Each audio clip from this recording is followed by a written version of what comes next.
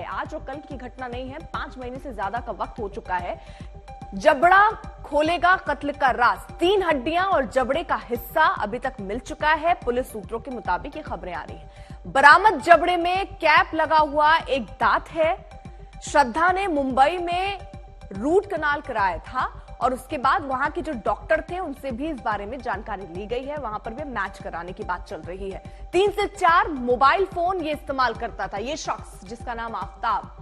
पहले आफ्ताब पूनावाला के सिर्फ 2 नंबर का पता था। धीरे धीरे जैसे जांच चली तो खुलासा हुआ कि 1-2 नहीं, बहुत सारे मोबाइल फोन और सिम ये रखता था। 3 से 4 मोबाइल फोन इस्तेमाल ये करता था, क्योंकि डेटिंग ऐप में लड़कियों से मिलना, उनसे चैट करना, उनसे मिलने के लिए उनको घर बुलाना, ये काम भी आफ्ताब करता रहता था। और ये बात भी उसने कबूल की है। श्रद्धा के मर्डर के बाद भी उसने डेटिंग ऐप पर लड़कियों से दोस्ती की, उन्हें घर पर बुलाया है। तो अब किस तरीके से सबूत जो है वो फैले हुए हैं, न सिर्फ यहां दिल्ली में, गुरुग्राम में, हिमाचल में, मुंबई में, इसीलिए 14 टीमें तैनात की गई हैं। अलग अलग जगहों पर जाकर अभी तफ्तीश हो रही है और इंपॉर्टेंट और जरूरी यही है कि वो हथियार अभी तक बरामद नहीं हुआ, उस हथियार को बरामद किया जाए। अब आफ्ताब ने क्या बोला वो भी हम आपको बता रहे हैं। उसने ये मैप बनाकर सारी जगहें बताई कि कहां कहां उसने हथियार को छुपाया, उसके अलावा शव के टुकड़े कहां फेंके। उसने ये कबूल किया कि अब देरी हो चुकी, यानी वक्त लंबा बीत चुका है, इसलिए उसको याद नहीं है। फिर भी वो याद करके बता रहा है कि कहां कहां उसने श्रद्धा के टुकड़े फेंके। उसने कोर्ट में आज जज के सामने ये कबूल किया कि हां, मैंने ही श्रद्धा को मारा है और गुस्से में मैंने ये किया। कोर्ट में उसका बयान कि तालाब के पास श्रद्धा की खोपड़ी फेंकी थी। अब सूत्र ये बता रहे हैं कि एक जबड़ा बरामद हुआ है, वो श्रद्धा का है या नहीं है, अब जांच के बाद वो तस्वीर साफ हो पाएगी। कुछ हिस्से महरौली के जंगल से भी बरामद किए गए हैं आफ्ताब की निशानदेही पर। जहां जहां उसने बताया उन्हें भी लैब में भेजा गया है, ताकि ये पता लगाया जा सके डीएनए टेस्ट के माध्यम से कि वो श्रद्धा का ही है या किसी और इंसान का या किसी जानवर का, क्योंकि वक्त लंबा हो चुका है। और इसलिए आफ्ताब भी इसी का हवाला दे रहा है कि बहुत देरी हो चुकी है, बहुत लंबा वक्त बीत चुका है बीच में, इसलिए बहुत सारी चीजों से याद नहीं है। लेकिन कोर्ट में जो उसने बयान दिया है उसमें उसने जिक्र किया कि उसने बाकायदा एक मैप के जरिए ये बता दिया कि उसने कहां गुरुग्राम में सामान फेंके, आरी कहां फेंकी, उसने श्रद्धा के शव के जो 35 टुकड़े किए थे वो कहां पर फेंके। तो ये सारी जानकारी उसने पुलिस को दे दी है। पुलिस की 14 टीमें इसी जानकारी के आधार पर आगे जांच बढ़ा रही हैं। हिमांशु, किस तरीके से ये जांच कड़ी दर कड़ी जोड़ी जा रही है, क्योंकि अब ये सिर्फ मामला दिल्ली का नहीं है,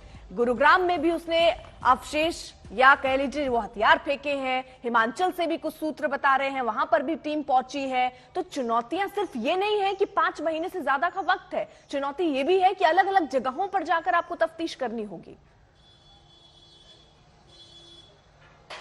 बिल्कुल, अलग अलग जगहों पर जाके तफ्तीश करनी है और वो जो भी सबूत मिल रहे हैं फिर उन सारी कड़ियों को जोड़ना होगा पुलिस को, और उससे रिलेटेड उन्हें दूसरे प्रूफ भी देने होंगे। अब यहाँ पर आप देखिए, पुलिस ने कुछ हड्डी के टुकड़े बरामद किए हैं। अब उन हड्डी के टुकड़ों की जांच पुलिस करा रही है और ये अभी पुलिस को साबित करना होगा कि ये हड्डी के जो टुकड़े बरामद हुए हैं आफ्ताब की निशानदेही पर, वो श्रद्धा के हैं या नहीं। और ये अभी एक लंबा प्रोसेस है डीएनए तक पहुंचने से पहले ही।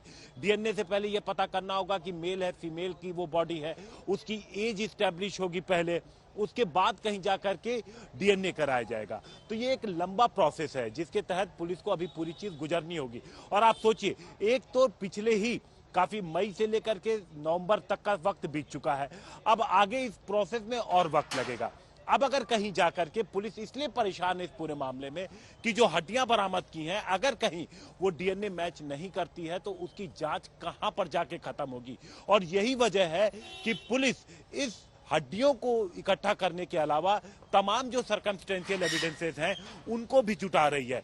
जो भी बयान ये दे रहा है उस बयान से जुड़े जो भी सर्कमस्टेंशियल एविडेंसेस हैं, जो टेक्निकल एविडेंसेस हैं, जो खत्म नहीं होंगे, जो इन्हें पुलिस को आसानी से मिल रहे हैं कि क्या उसकी मूवमेंट थी, वो कहां कहां पे गया था, किन लोगों से मुलाकात की थी, श्रद्धा के साथ उसके रिश्ते कैसे थे, श्रद्धा क्या कुछ आगे बताती थी। तो ये सारी चीजें पुलिस तफ्तीश के दौरान जोड़ रही है, इकट्ठा कर रही है, उनको कंपाइल कर रही है और उसको लोकेशन के साथ मैच कराने की कोशिश कर रही है ताकि कोर्ट में उन्हें रखा जा सके।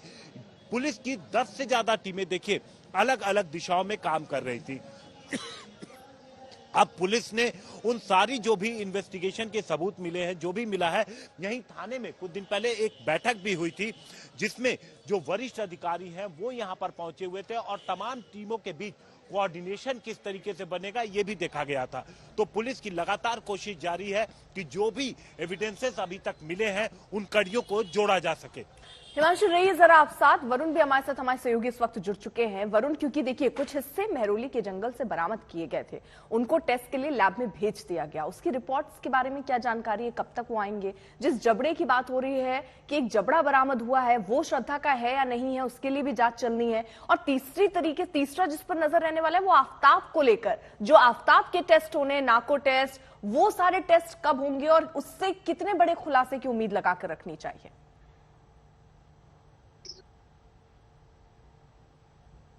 देखिए, सीधे तौर पर नार्को टेस्ट से पहले पॉलीग्राफ टेस्ट होगा और इस पॉलीग्राफ टेस्ट में करीब 50 से ज्यादा क्वेश्चन रखे जाएंगे।